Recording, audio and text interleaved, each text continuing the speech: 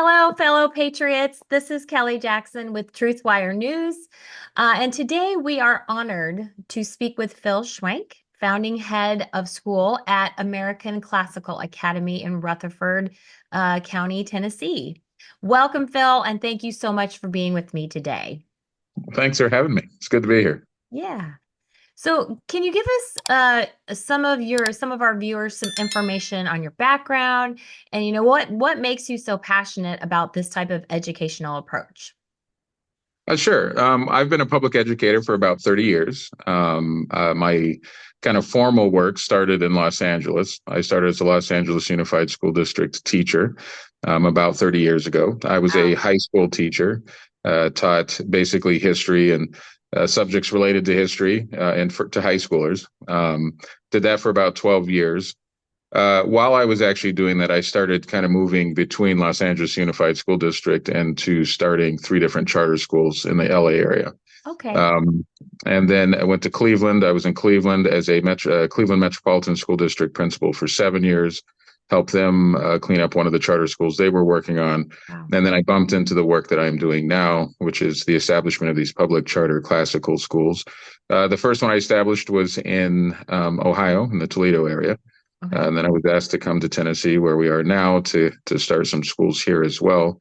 Yeah. Why am I passionate about it? I think some of the passion relates to the beginning of my work. I'm a kid guy. I love kids and I like being around kids and I like the conversation that takes place between teachers and children. Yeah. I think it's one of the most fundamental conversations in this country outside of the conversation that takes place between parent and child. Yeah. And as far as my passion around classical, which I can, describe throughout this discussion, I think it's the closest to what is the true need of our kids today in the United States, and making them very, I guess, well-rounded individuals that recognize that we're not just our intellect, that we're also our hearts Yes. and the decisions that we make, and that we have a civic responsibility to the country we live in. So Yeah. I would say Absolutely. it starts with all that. I'm passionate about kids and teaching. So that's my passion. Well, those So those those two things definitely are important and necessary for what you're doing.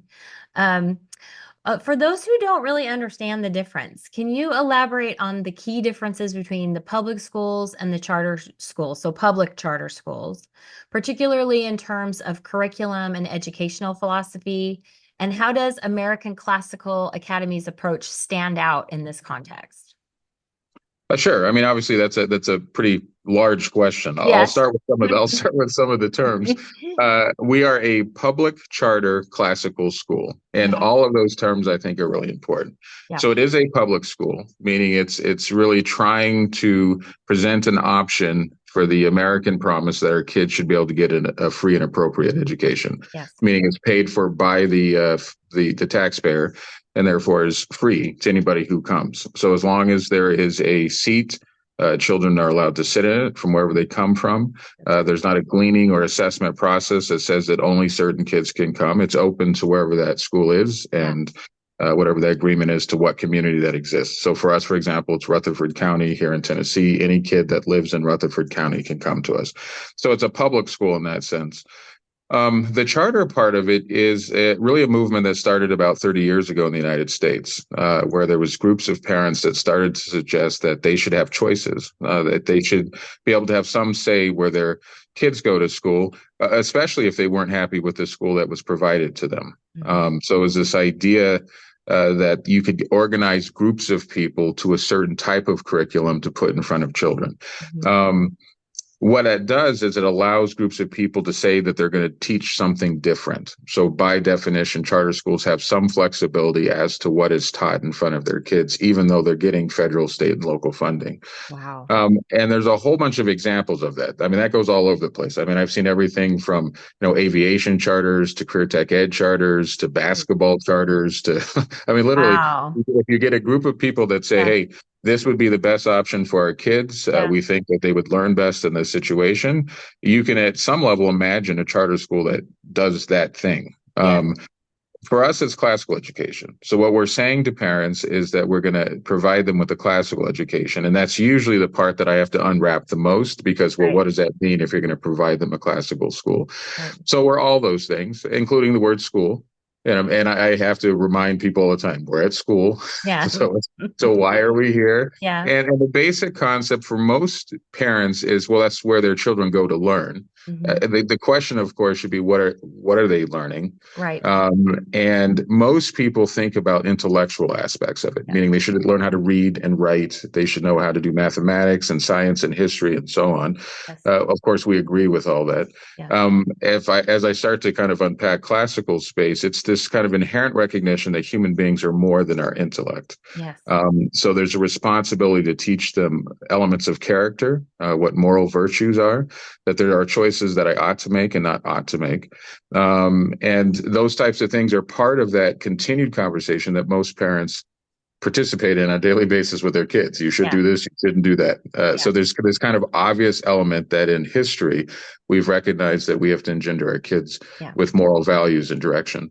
And then finally, it's the civic part, which I think a lot of times we kind of miss that. This idea that kids have a certain responsibility to the sovereignty that they live in, Yeah. that they should know where they live. For us, it's in the United States, that they know what the United States is, what it means to be an American, and how they can, positively be a participant in that.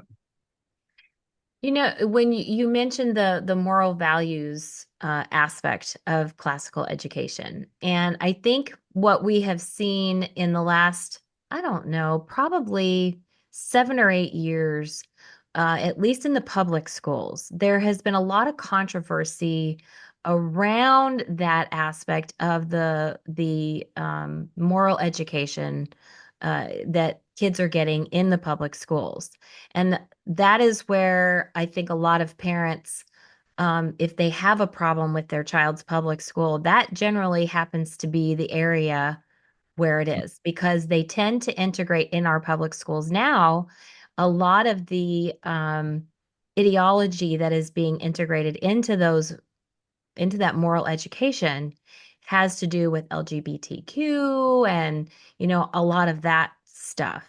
And so while we want our children, obviously, I remember going to school myself and learning, yes, these are the right and wrong things to do. You're nice to people. You don't hit somebody and take their stuff. I mean, we learn basic moral values, but can you sort of give people an idea of the types of moral values that you focus on versus I think what people tend to get lost in is they see ideology versus just character. Can you kind of expand on that a little bit with regard to the classical education system? Sure. And I think I can address actually two of the words that I said, being a public charter Yeah. classical school. I think the first part of your question to me is a lot of why the charter movement's important, that Right. families should be able to choose, hey, these are the values that I want my kids to hear versus those. Right. And as our schools, move, and ebb with time and the flow of, history in our culture, Yeah. parents have ideas about how their kids should be educated. So a charter school gives them that opportunity. Now the classical part, it's important. I mean, classical kind of connects its idea of to origin, to basic, to foundation. That's why we call it a classical school. And so when we do our work with students, in effect, what we're doing is that we're connecting to them to what we call the great conversation. Yeah. So there's this conversation that has been going on for thousands of years, specifically when we talk about the United States, really in Western civilization, kind of this thought around what it means to live a good life and to live well. Yeah. Some of the most basic questions in human history are, what does it mean to be human? What does it mean to be good? What does it mean to participate in a good life? How do I live a good life? Yeah. So this isn't a new conversation. We haven't just been No. talking about it for the last decade. Yeah. We've been Right. talking about it for thousands of years. Right. And in our thinking, we've connected to two things that are eternal things, Yeah. virtues. They're not mobile. Like our values could change on if I like potatoes like this or I like potatoes like that. I mean, it's Right. not. There's things that are eternal, Yeah. and human beings have generally agreed on that. So Yeah. if we start talking about something like courage, is it Yes. right to teach our children to be courageous? Yes. Well, most people think that yes, and they could define what that means. What does Yeah. it mean to be courageous or moderate or just or Yes. a friend? What does it mean to seek wisdom? What is Yeah. wisdom? Why should Yeah. we seek wisdom? Though this isn't a new conversation, and I Right. think one of the things that makes classical schools different is all we're doing is we're putting kids in front of that conversation. So it's not about ideologies and I'm trying Right. to make you think like this or make you think like Right. that. I'm introducing you to a conversation that's been ongoing and you're allowed to participate in it. Yeah. So we're not part of like a social movement. We're teaching you Yeah. history and the conversation and good books and literature, Yeah. things that we can read that allow us to understand those things. Yeah. Human beings are creatures of story. We love story and we learn a lot about what we do from story. Yeah. So why wouldn't we put the best of stories in front of kids so that Yeah. they can take on these profound questions about what it means to be good Yeah. and true and think about things that are beautiful Yeah. and desire to be part of that. So I think that's the difference. It's Yeah. not an attack at all on like a larger, it's that we're going to Right. talk about what we've always been talking about and allow children through that knowledge to become well-rounded and Yeah. come up with values that they could have positions on all these various things that you're talking about. Yeah. But when I'm 7, I mean, I mean, to me, a lot of these are Yeah. really high end, really adult conversations, Yeah. and I think that's a big part of classical Yeah. education. That's why we're very aware of appropriate age, and Yes. that human beings learn at different stages. What I Yeah. learn at 15 is different than 10 and 5. Yes. Even when I get into my adult years, there's a difference between a 25-year-old and a 60-year-old. I mean, we Absolutely. know that we kind of mature and Yeah. understand things, Yeah. so our job is to put information in front of them so that they can make well-rounded, reasonable, logical decisions that are based on what is good and true and beautiful. So Oh, I love that. I love that so much. So, classical education emphasizes freedom and the diversity of thought. How does American Classical Academy embody these principles within its curriculum and teaching methods, especially compared to traditional education models? sure. One of the primary benefits that we have, and it's actually one of the things that when you talk about why do I get excited about this work? So Yeah. besides there being kids and teachers, we get to use a program guide that was put together by Hillsdale College. It Okay. is by far the strongest curriculum I've ever seen. I mean, Wow. it's solid, and it allows us to teach kids in all of the different areas in a well-rounded, opportunity. So if you're talking about a kindergarten, for example, of course, they're taking stuff like history, science, mathematics, but they're also very much, I guess I would put drowned, very much Yeah. put in water around literacy and Yeah. literature. Yeah.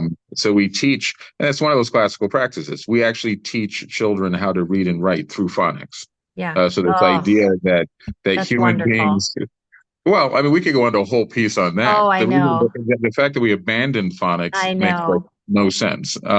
None. And I think as a nation, we're starting to figure that out. But the Yes. classical thinkers always known that Yes. um, that if you do not explicitly teach a child letters and sounds, Yeah. I mean, this idea that there's 26 letters but 72 to 76 sounds. If Right. they don't know that, they don't know how to read. And there's Right. a whole bunch of rules around language that if you don't explicitly teach it, the kids never Yeah. really learn how to read. And that's why we find ourselves in this nation right now with only about 40% of us Oh, able to read proficiently, which is a wow. sad fact. And there's really It no is. excuse for it. I mean, No. you can teach the vast majority of us can figure out sounds if you teach Yeah. us what they are and Yeah. how they make words.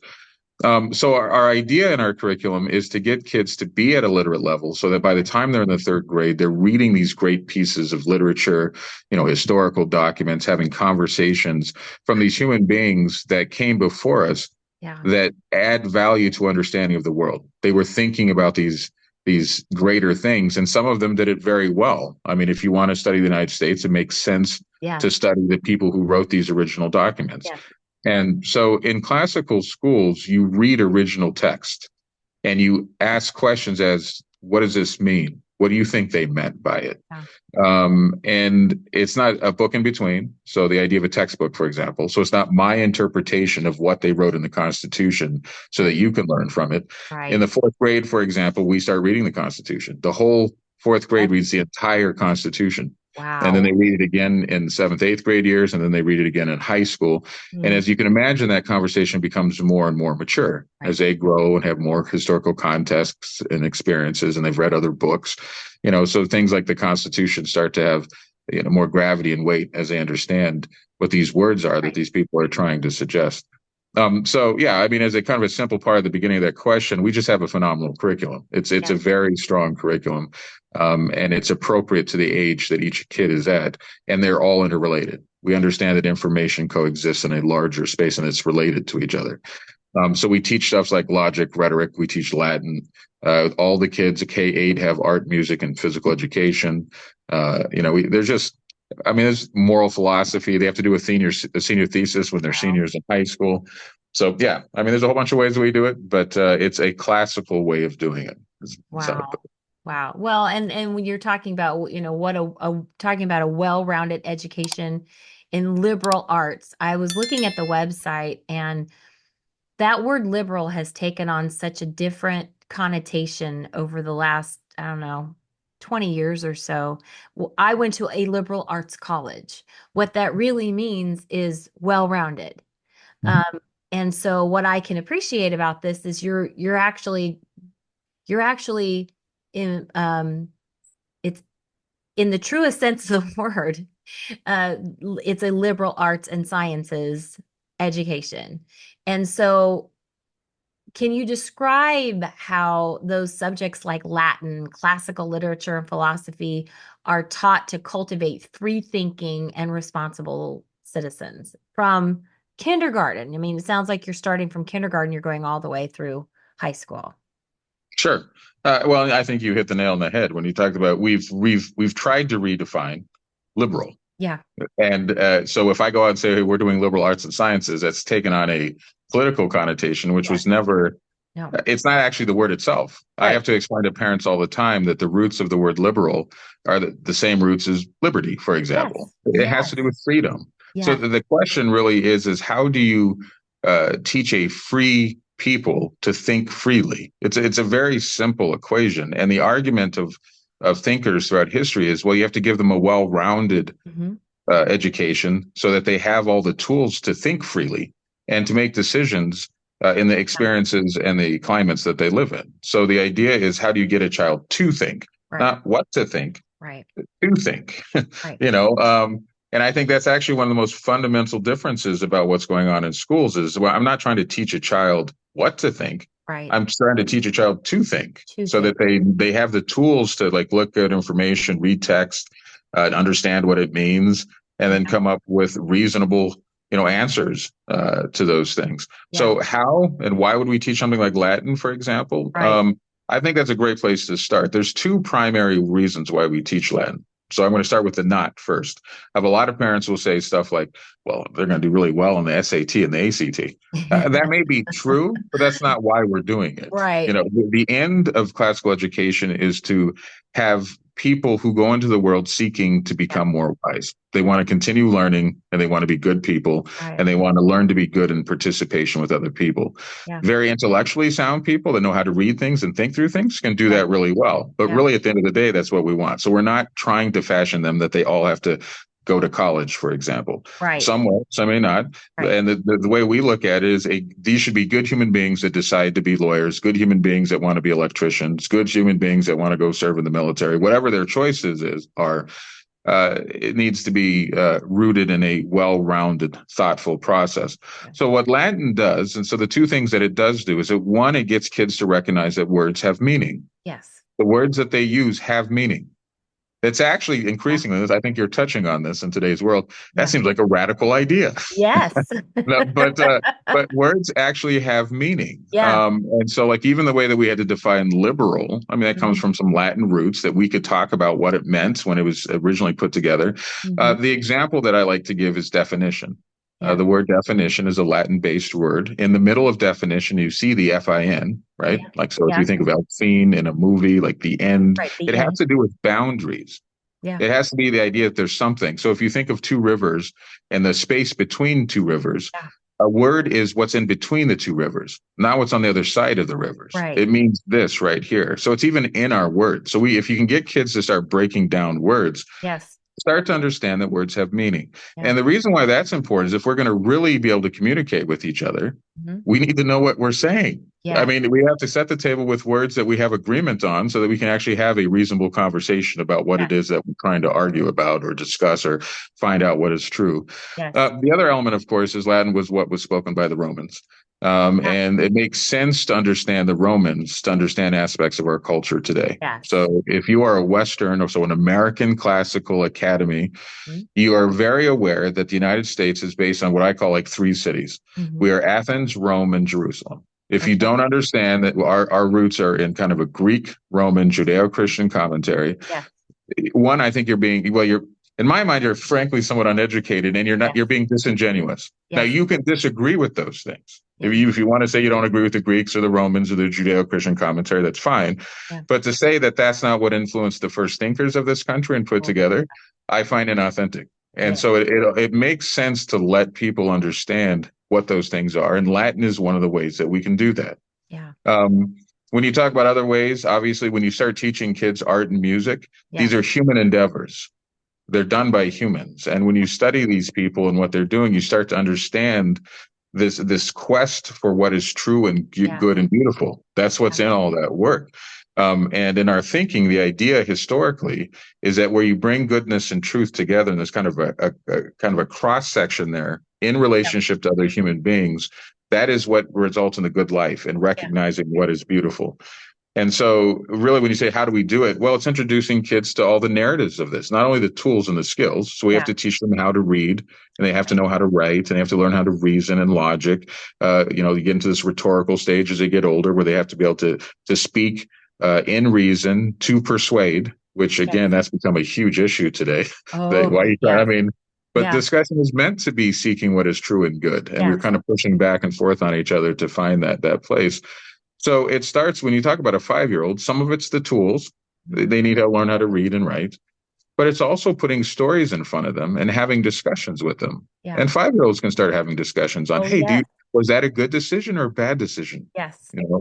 Should she have done this or he have done that? Or you can start talking through this. And so even if they can't read it, you can read them stories. Right. And you might as well read them stories that are these classics, these Yes. great pieces of work Yeah. that have been going on for, uh, millennia. I mean, Oh, yeah. example that comes right now, even this last week, I was in one of the second grade classes watching the teacher read some of the stories of the early Greek myths, right? So Yes. that's in the second grade. Yes. So obviously, by the time they get to the ninth grade, Yes. they're doing Homer's Odyssey, Yeah. right? Which begs one of those questions: why are we reading something that's 2,500 years old? Years I mean, old. it's a fundamental question. But there must be something in Homer's work that Yes. human beings have been able to relate to Yeah. the point that we pass it on to our kids. Yeah.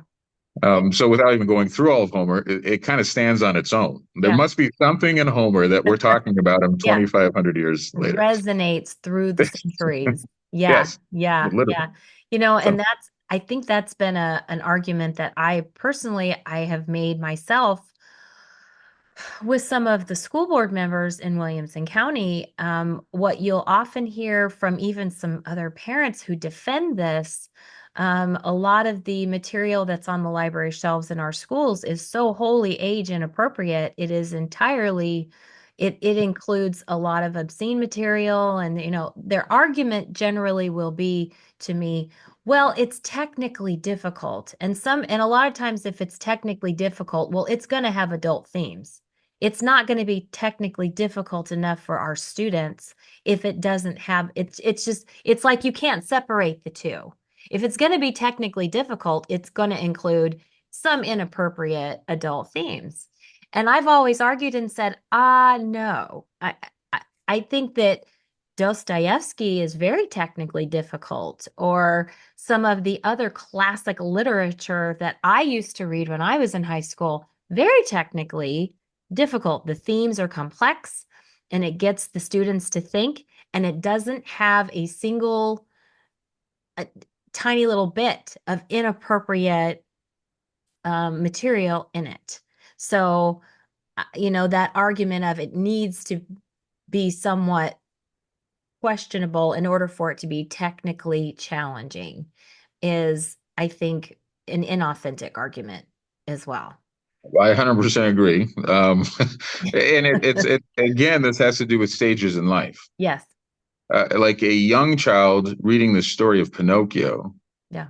it's different than like in the 10th grade, for example, in our curriculum, the kids read A Brave New World. Yeah. Well, there's subjects in A Brave New World that are definitely closer to what they're talking about, but now you're talking to 15 and 16-year-olds, Yes. and you can have a conversation around that. Introducing those same ideas to a 5, 6, 7-year-old. Yeah. Why? I mean, they Right. frankly they're not even in a space where they've been thinking about those Right. things. I mean, there's kind of Exactly. this coming of age that happens, Yes. around adolescence. We all know that, Yes. the difference between a 12, 13, 14-year old is they begin their kind of, puberty and they start having questions like why, and they're trying to figure out things. I mean, that's true. They Yeah. start thinking about some of those things. But Yeah. why would you, for example, sexualize the content of a 7-year-old? I Right. mean, they're not, and Um, the idea that it has to be sophisticated by being sexualized. right. I mean, there's a lot of, and that's Yes. what I'm saying. And I think historically, this goes back to the original part of our conversation at classical school. This isn't new. We've done this for, thousands of years, and we Yeah. generally don't introduce our young children to highly, sexualized Yeah. information, for example. And that I think most of us understand that on a basic level, that there's an age where you start having these discussions. But the other piece that's important, and we said this in some way tangent at the Yeah. beginning, that original conversation around stuff like that, that's a family That's a conversation. parent conversation. That's not the school's conversation. I Right. mean, our school is to talk about, stories. Yeah. And when you think about history, for example, it's that. If we talk Yeah. about science, it's there's stories of scientists that were thinking about ideas of us as human beings trying to figure out our physical world. What Yeah. is quantity? What is pattern? How does it work? All those types of things. And you can Yeah. do that without all these other what I'd call kind of agenda items. Yes. Oh, And the families can absolutely. talk about all those all they Yes. like. I mean, I'm not going to come to your home and tell you what to talk to your children about, but it's not my place as an educator Yes. to be telling all the kids what you should be talking about. Right. Um, yeah, I mean, it was funny because I was actually talking. This seems somewhat tangent, but I think it's the same thing. A couple weeks ago, as the holidays come forward, Yeah. Christmas is coming. Yeah. Well, some families believe that there's Santa, and some do not. That's a true state. That's a true statement, right? Yes, So that's the true. school's responsibility isn't to tell them what we think about Santa. That's not Yeah. our job. That's No. the parents' job. Like I Yes. actually told the teachers outright, please do not tell your opinions, whatever they are, about Santa to your 9-year-olds. Well, because I had a teacher a few years ago that did that. I'm like, how do you do that? Yeah. Devastating children left and right. Oh, And like, that's kind of to me, that's a very similar yeah. concept. There's things that are Yes. kind of better left. Let the families go through Right. that with their kids. Right. And we have different kids. There's some kids that Yes. will know they'll believe in Santa all the way through the fourth, fifth, sixth grade. Yeah. And then there's kids that never believed in Santa. Their Right. parents told them straight out, there's no Santa. But then we There's, live in a society where there's Santa all over the place. oh, You yeah. know, it's, Yeah. so it's not, the point being is it's not our work. That's not Yeah. our work as K-12 educators See, to and tell them. that is just so refreshing. Oh my gosh, that is so refreshing considering what we have been essentially told, especially in the last 4 years since COVID happened and all of our kids came home with those laptops and we started understanding exactly what it was they were learning in the classrooms. And I think a lot of parents were sort of gobsmacked at the types of material and themes that were being introduced to their kids in middle school, in elementary school, that taught things like racism and sexualized material in order to create I think the reason that I was told from a school board member was in order to engender empathy. Well, we tell kids about things like incest and rape because it engenders an empathy for victims. What? Wait, no. That Mhm. just seems so sideways and upside down and perverse, the only word I could think of, Mhm. to be able to just introduce the ideas that actually help them to form the character, and then those moral conversations with regard to specific things happening at home. It's just refreshing. We don't get that anymore, and I just think that's just so wonderful. Um, American Classical Academy's curriculum is intentionally integrated with connections drawn between subjects like history and art and science. How does this interdisciplinary approach impact a student's learning experience and understanding of the world? Well, there's a whole bunch of different ways. Yeah, You kind of gave a platform, even what you were talking about yeah, just a moment ago. yeah. I have several thoughts that come to mind. Let's talk about the idea. You brought up racism, for example. Hmm. Hmm. So if you think about it, if I'm teaching a child virtuous behavior, Yeah, a truly virtuous person would recognize that racism isn't an appropriate way to look at other people. right. And so if I truly embody and understand those virtues, I get it.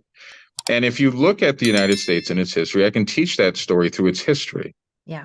Meaning, was there slavery when the United States started? Yeah. Yes. Did we hold values like we hold these truths to be self-evident that all men are created equal? Yes. Was there huge discussions early on about should slavery exist and should it not exist? Yes. Yes. Did the United States fight a significant war that killed hundreds of thousands of us to try to stop slavery? Yes. Yes. What I just said, even if I stop right there, is Yeah. unique in human history. Yes. Slavery is not new. There's always been slavery. There's still slavery. Yes. Period. The fact that people came to a moral conscience that they recognize that enslaving my fellow human being and its racist concept is a bad thing Yeah. is worthy of putting out there in front of people. Yes. But it's not necessarily, I don't have to do that through a whole bunch of, I mean, I think it speaks for itself. You had people that were Yes. willing to die on behalf of other human beings saying it's not appropriate to have people enslaved. Yeah. And then has it taken time for us to figure out what that means in practice? Yeah. But we've always had that as a goal moving in that direction, which is unique. Yeah. It's a unique concept. And I can get kids to be thinking about that without it being, you have to do this and you have to do that, or you're a racist or you're an anti-racist or the issue is that if you look at the human story, you can figure out that if we're going to be a truly virtuous people, then it wouldn't make sense to hate other people because of what color their skin is. I'd hope that would become out of it. And it, yes, has it existed? Does it still have existence? Sure. Mm-hmm. And it's been something the United States has fought about for 250 years. Yeah. But our ideal has always been that we are all treated as equals. That's what the conversation is. So the point is you're not ignoring that. No. It's just, it's in the narrative and in the story. Yeah. So are there ways, and I'll stay in that space just to kind of answer your question. If you look at the program guide, for example, let's look at the 5th grade. I think it's one of the easiest places to see that. They start talking about antebellum the United States around November, December.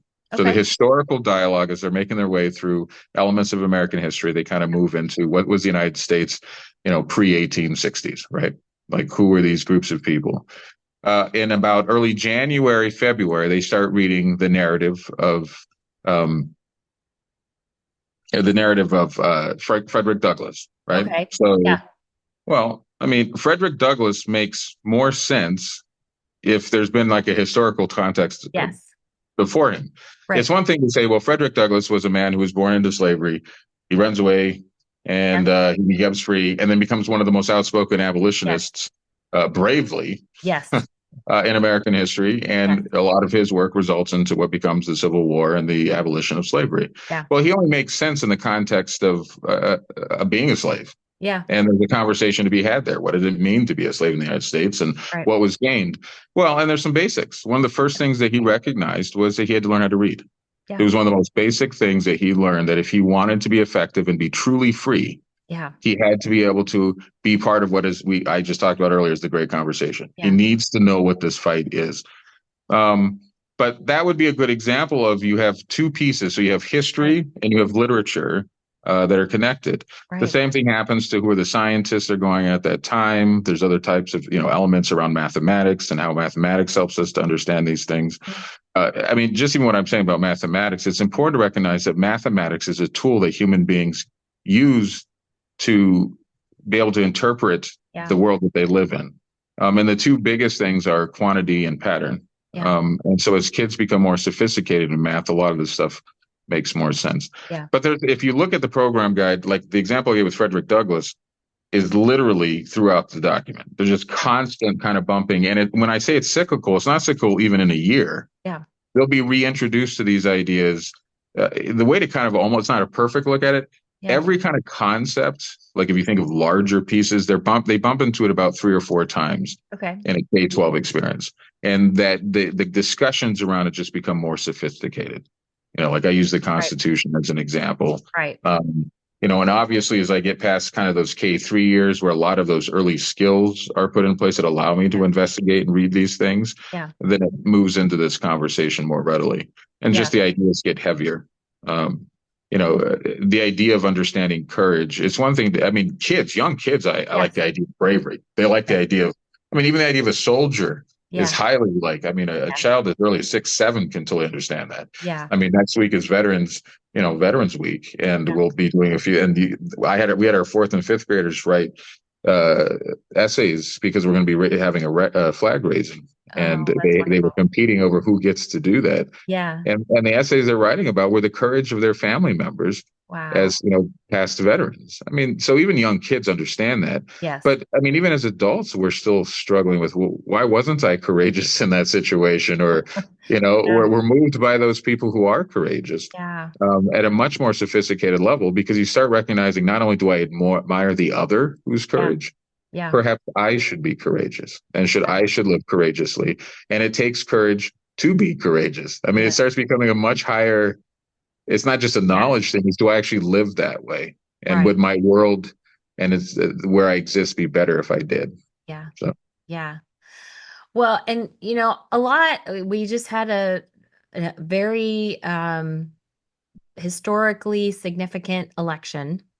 sure. Uh, with the recent discussions surrounding like initiatives, something like make education great again, because we've got all of these.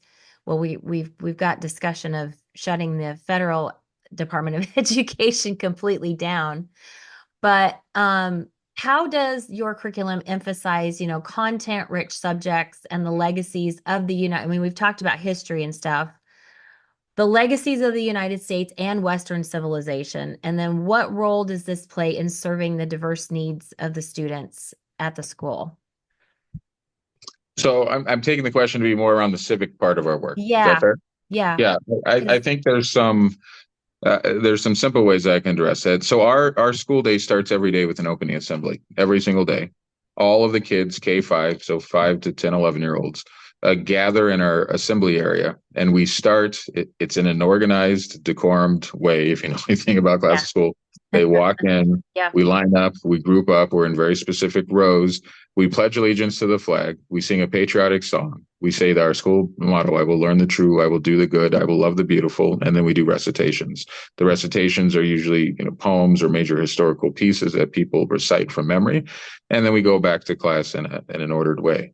And that right there, there's a lot of civics in that. yeah, One, it's the understanding of who we are in these words that we've held dear for, decades, if not, a couple hundred years. yeah, And we do it in a way that has decorum to say that there are things that are worthy of honor yes, and respect. yeah, School is one of those things. So yes, we're going to do school in a certain way and not a cold way. I mean, right, education should be joyful and wonderful. yeah, And that's the type of adults that I bring into a building, like the need to be that. This isn't meant to be cold, rigid decorum. yeah, There's a certain, I guess, highness to what we do. yeah, And kids need to respect that. And yeah, kids also like order. I mean, we yes, learn better when there is order. oh But yes, it also is recognizing that there's other people participating in this with me, yeah, and I need to be mindful of who they are yeah, and respect who they are. So even in something as simple as the opening assembly, you're seeing aspects of civic responsibility. So you wow, can imagine a school like ours, yeah, we get kind of excited about historical pieces where we can honor those who've played a part in us having the freedom to have the education we have, for example. yeah, I mean, Veterans Day and that whole week is yes, just a great opportunity for families to recognize that they have parts of their family that have been part of this great conversation in the United States.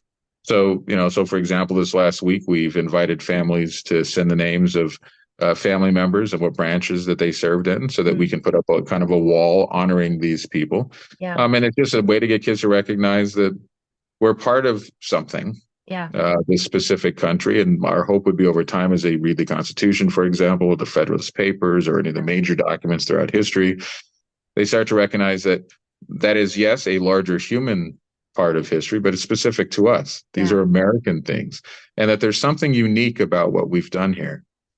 So what I put when I talk to parents or I talk about our work all the time, because they really they kind of be these, yeah, we're anti. I'm like, well, no, no, no. I know, If you're actually trying to be reasonable, you yeah, recognize that the United States plays a unique role in history. There's yes, something different about the United States. yes, Period. Like if we can at least just start there. If you yeah, look at all of human history and you're being a true historian, you yeah, recognize that something unique has happened in the United States. yeah, We go a step further. We think that there's ideas that the United States has come up with that are worthy of replication. We yes, should probably tell our kids about it. And yes, there's some obvious elements of that. The yeah, one I always use, because I think most of us can agree on this, we hold these truths to be self-evident that all men are created equal, yeah, was a radical and profound yes, statement It changed the course Absolutely. of history, and Yes. we've been trying to do it to the best that we could for 250 years. Yes. But before that, it didn't matter. The idea No. that the other mattered, and this idea that we were made equal, is not something that a government gives us. We're just equals Right. just because we are. We were made that way. Right. That was unheard of. Yes. We would suggest, I would suggest, maybe we should teach our kids that idea so Yes. that they can tell their kids about that idea so that we can Yeah. continue this great American experiment that we're Yes. doing.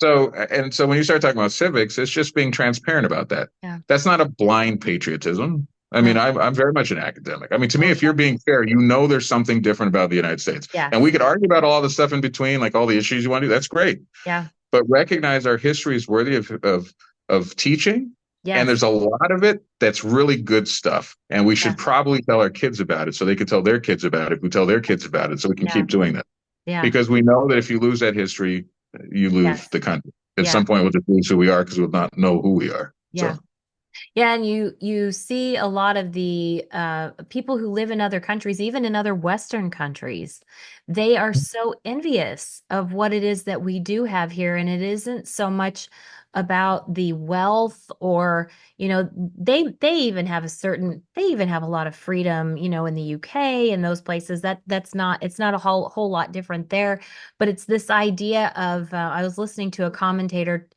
tell say that he's European. He says, I was trying to explain, I explained to people in Europe the difference between Americans and Europeans. He says, Americans are not satisfied with managed decline. It's just not who we are. It's not part of our DNA. We are always constantly striving for something better because we know it's achievable, because we live in a system, a republic, that allows for you with your hard work and your determination and your good idea. And there's it's not there's no class system holding you back. You can pretty much achieve whatever it is you set your mind to, as long as you're willing to work really hard for it. So we are envied all over the world for this country that we live in and for the system that we live within.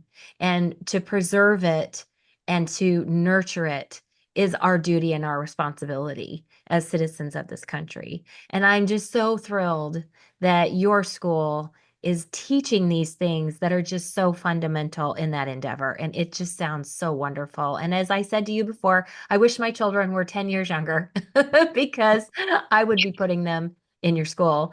Um, in closing, is there anything else that you want our viewers to know, and how do they find you so that they can check you out for themselves?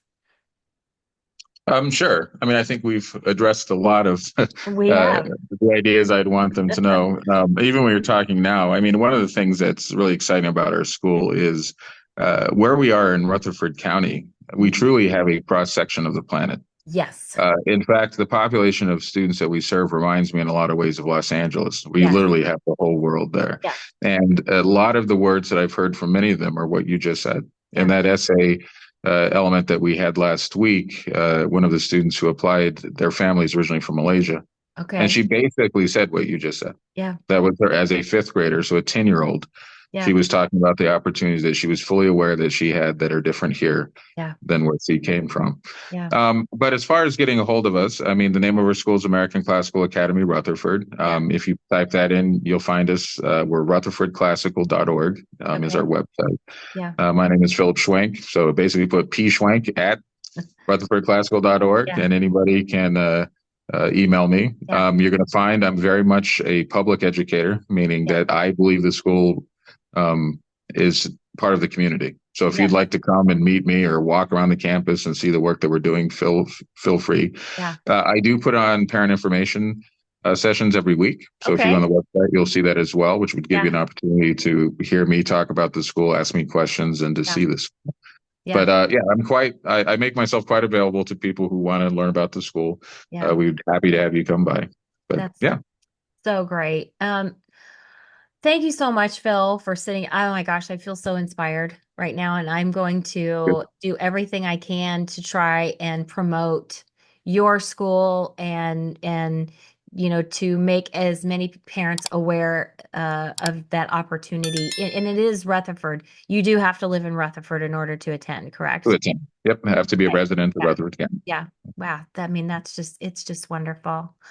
Thank you so much. And I will make sure to include your email address as well as the school website when I put the video up so that people can just click and find you just that easily. So Okay, well, I appreciate it. Thank you for thank having me. you. It's been a Thank lot you of so fun. much, Phil. Yes, this was such a wonderful conversation. Just so great. Thank you so much. And you have a great afternoon. And thank you, everybody, for joining us. I hope that you've gotten, as much out of this conversation as I have. And go see Phil at his school at the Rutherford Classical Academy because I just really think your children will benefit from it greatly. Thank you so, so much. And have a wonderful Veterans Day weekend. Thank you.